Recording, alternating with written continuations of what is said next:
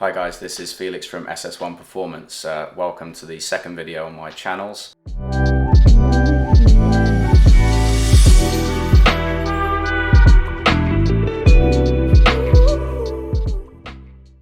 Today I'm just going to briefly explain the three-phase permanent change model. This has been something I've been doing sort of automatically, but because of the ability that I now have to put information out on social media, I decided that I would try to formulate the whole thing within like a single page so that it could be possibly replicated by other personal trainers who might find this useful and who also sort of agree with the philosophy. The idea behind this is to create a realistic set of actions within a particular client that are easy to persist with on the long-term basis, making them more likely to keep the results that they obtain or gain from working with me or yourself as a personal trainer. The opposite to this philosophy would be the transformation protocol. Kilo of meat and fish a day, half a kilo of greens,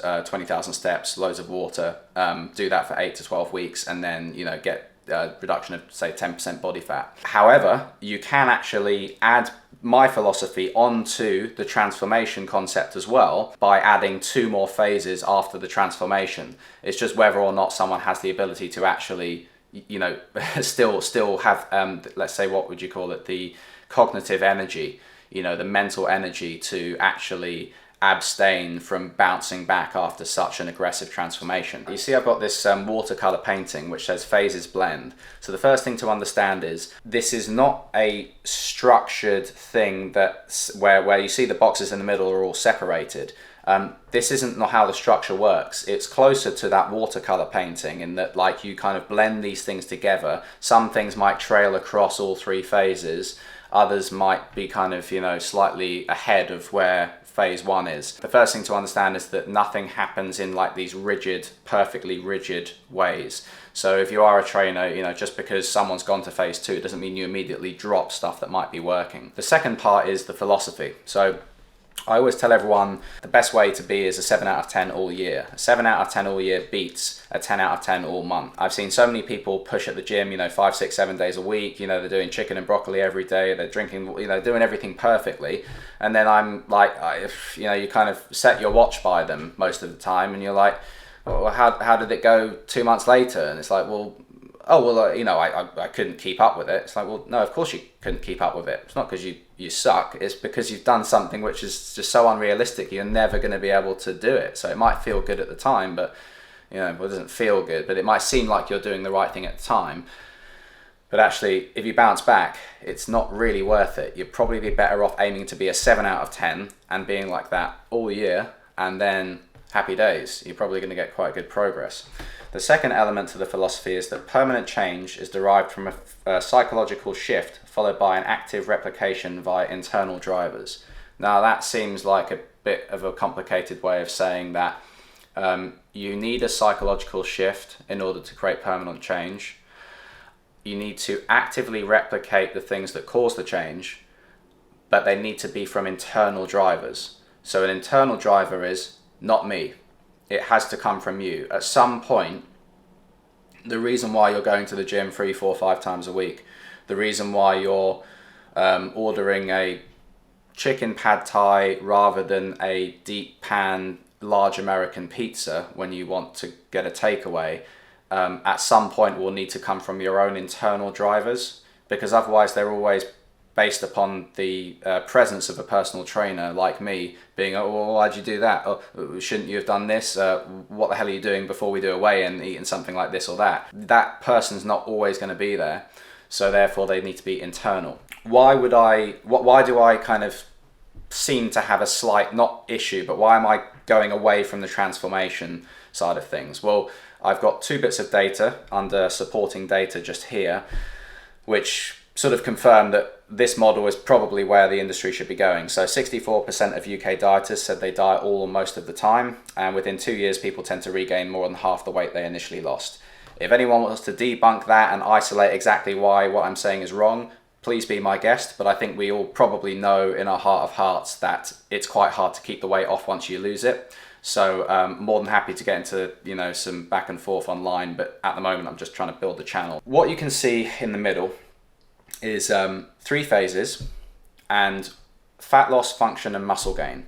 Now, fat loss, function and muscle gain is, you could think of it as like 3 different clients who walk in and need your help, and those are their primary goals. One is fat loss, one is function, one is muscle gain. The definition of function in this case is biomechanical proficiency or efficiency. One example could be someone who keeps on getting ongoing injuries to their trapezius and neck muscles due to too much tension and a sort of suboptimal posture setting. So in that case, you know, you need to find a way to train that person so they don't get injured, they can perform to a higher intensity and generally improve their well-being. So that's function. Now, the reason why there's 3 phases is because everyone seems to worry about phase 1 and they don't seem to worry about phases 2 and 3. I've tried to formulate all of this here so you can see it, you know, in a simple way. I'm going to run through each one separately, but try and kind of keep it fairly brief, and I can explain more down the line if people seem to want that. So for the fat loss client, the first goal is to get a strategic nutrition plan. It's numerically derived and it's based on timing. So rather than saying kind of like a food first approach, we say, you know, the food quality has to be very good, but I need you to hit these specific numbers.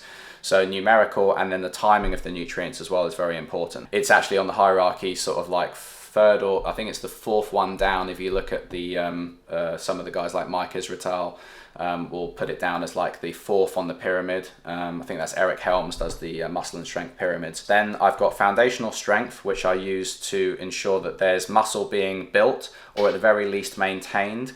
And if you're doing foundational strength when you're actually on a calorie deficit, the data says that your muscle is therefore protected. Therefore, if you lose 10 kilos and you're doing foundational strength or just strength training, one would probably say that you could probably lose 10 kilos of fat. Whereas if you're not doing strength training, if you're doing cardio, it's not unreasonable to say that several of those kilos might come from muscle, because the body might decide that it can actually get rid of some of those expensive tissues, muscle tissue, as it's dropping weight, because you know, it's not being protected by strength training. The third thing is biomechanical function.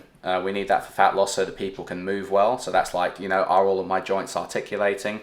Then we've got the psycho-behavioral pattern building and awareness. Why is it that you really want to do this? Why is it valuable? Think about how you feel when you're being healthy. Think about how you feel when you're being less healthy. Also, think about certain diets that you've done in the past. You know, I get the odd person who will say, when I say odd, I mean like the somewhat less high frequency, not strange.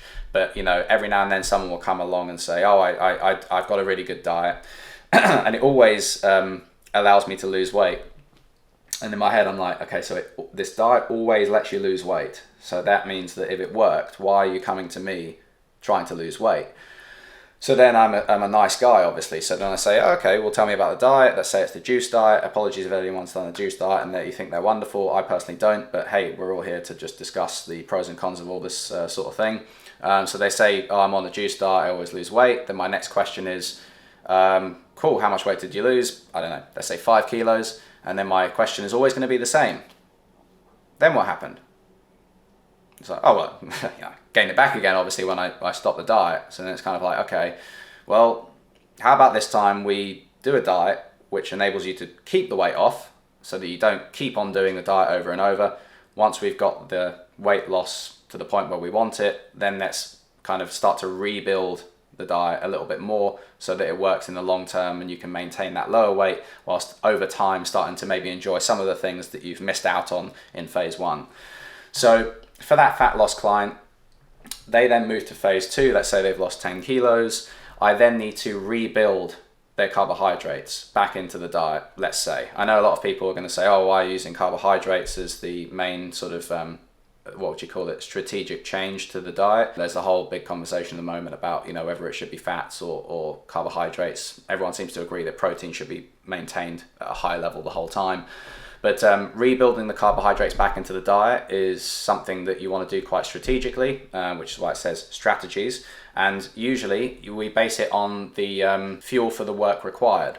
So what we want to do is we want to start adding in more carbohydrates to fuel workouts, which is one option, or to refuel from workouts, which is another option. You can also do both at the same time. So that means when I go to the gym, I use the glycogen in my muscles and my liver. My glycogen levels go down. This might help me to burn a little bit more fat. If I'm playing with that sort of pint glass of glycogen that's in my body, I can let it go down and then I can refill it again without necessarily incurring fat gain. So if I get that done at the right time, and I always know that I only fill up the pint glass once the pint glass has been emptied, then we're playing around with what's in the pint glass, that's your muscle and your liver glycogen, and we're not overflowing into fat loss. Again, watercolor painting, this is not exact. People use protein, fats, carbs as energy. It's not a perfect system. It's just a general way of looking at how to manage carbohydrates in your diet. And then the next part is new foundational strength volumes. People who've got more glycogen, I can probably push them harder. I can probably increase their volume. I might be able to increase their strength. It should increase performance because that's what the data says. So we need to consider whether phase 2 should come with, specific strength improvements. I want to add calisthenics in because I want everyone to have full command over their body weight. And then we need to think about maintaining and perhaps building on those psychological behavioral patterns that they've developed at phase 1. So phase 2 is the part that most people miss out. You think, oh, I've lost the weight, happy days, good stuff, guys. What they don't realize is that you can't just go back to the behaviors that you were on before you started phase 1. You need to then think, right, I was, let's say, 100 kilos. I'm now 90 kilos. What do I need to do to stay at 90 kilos? It's like, well, I can't go back and do the same things that I was doing when I was 100 kilos. I need to keep doing the things that got me to 90. But let's say that I don't want to go below 90 for whatever reason. Maybe I'm an athlete or something like that. I need to find a way to stay at 90 whilst fueling my body a little bit more, because I don't want to continue going down to 85. I want to stay at 90 and I want to get as high energy as possible and feel as good as possible at 90 kilos. So that's why we have to think about what behavioral patterns you adopted at phase 1 and how much of those we need to carry on at phase 2. And be very careful about the reward center of the brain deciding that, oh, we've done the fat loss, guys, hashtag everyone, good times, now we can all relax and go and have a pint of beer. It's like, okay, maybe a pint of beer, yeah, probably not 3. So that's phase 2. Carefully managing and rebuilding the diet without increasing, not necessarily weight, but increasing fat. And then finally, phase 3. Phase 3 is where I would want someone to have the low, high, refeed and fasting strategies almost mastered. So what that means is that without in a perfect world, without my constant, attention, this person knows that if they do bugger all on one day, it's a low day because it's fuel for the work required. If they spend an hour to an hour and a half, let's say they walk to the gym, then they do high intensity strength training and then maybe some rowing, they could call that a high day. That's not a refeed, but that is a high day. So they can have more carbohydrates, their protein is probably the same, maybe they can have more fats as well. So they know that they can justify those additional calories and carbohydrates on that day because they've trained and they've earned to basically consume the fuel for the work that is required in the gym. They then know as well when they can refeed. Refeed is kind of going back to that social aspect of the biopsychosocial model where, we tend to find that if people don't, let's say, adhere to their diets in the long run, they will end up binging unless they get some of what they want. So the refeed is quite a strategic thing for me with my clients. There's a video that I'm going to do about a client who insinuated that they were going to behave very well on an upcoming holiday, which gave me a sort of negative gut reaction, as in not my stomach, but mentally I was thinking there's something wrong here. Why is this person not taking that 2 or 3 days to relax? And then it turned out after about 45 minutes of back and forth that what they were going to do unknowingly is go on holiday, slightly tweak all of their meals, and then they would come back from the holiday, rather than feeling satiated, rather than feeling like they've had a break, they would then start to change their high days and change their refeeds and increase stuff on their low days, because they believed that they deserved it after messing around with their holiday where they were supposed to be relaxing. So this would have messed up the entire structure of their training and nutrition plans for the next few months. And it's something that, you know, we do without sometimes even realizing. The brain will make these kind of bets. It will sort of decide, oh, well, if I just maybe skip this dessert on this day, well, surely that must justify that I can then maybe have a pizza on a day when I don't do any training. You know, this is the kind of interplay that you have with the system 1 and system 2, like the conscious and the unconscious mind. And this is what I deal with as a personal trainer every day. I'm speaking to the conscious mind on the one hand, and I'm trying to listen to the unconscious mind of my clients on the other hand. At the third phase, we probably want to finalize by doing a final strength setting. What that means is that, you know, if a male client of mine can lift 100 kilos for squats for 10 reps and do 3 sets within, you know, 2 minutes rest each, I might well say to them, do you know what? Hey, you're a finance guy.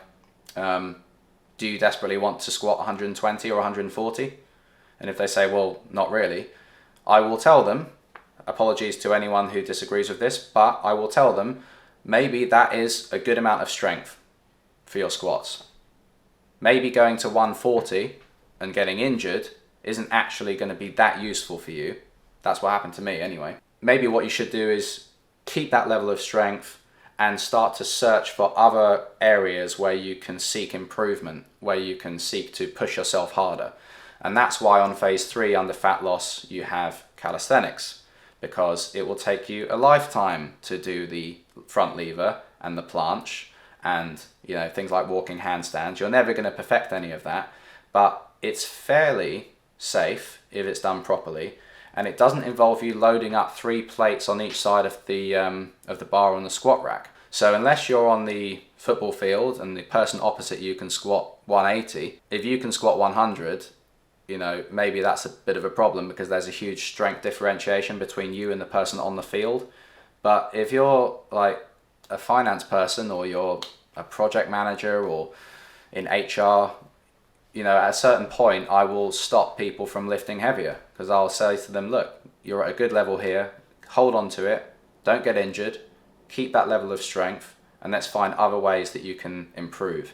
So that's why the last things are calisthenics advances, and finally sport, which is a variation of different tempos, different patterns, different shapes, sort of different neurological inputs based on, you know, what kind of sport you're in. That's why phase 3 looks very different to phase 1, because I want to give that person as many opportunities as possible to become stronger, faster, you know, more agile, without loading their body with tons of weight. This is the first video on this 3-phase permanent change model. Again, you can see that the content is long form. I will be doing some clips as well, but I'm going to do the second part to this video in a second. So stay tuned, and hopefully this is helpful content.